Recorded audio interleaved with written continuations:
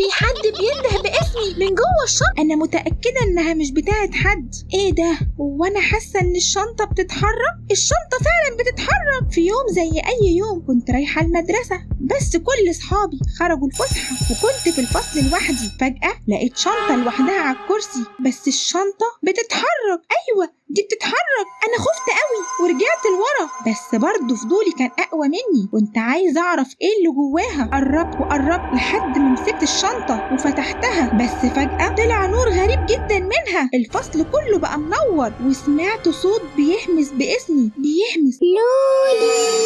انا اتجمدت مكاني، معرفتش اتحرك ولا اتصرف. فجأة لقيت دمية شكلها مرعب، شكلها غريب، بتبصلي. صرخت وجريت بسرعة من الفصل. وانا بجري سمعت الصوت تاني: انا مستنياكي. لو عايزين تعرفوا ايه اللي حصل بعد كده، دوسوا لايك واشتركوا في قناتي، وهنزل لكم بسرعة الجزء الجاي.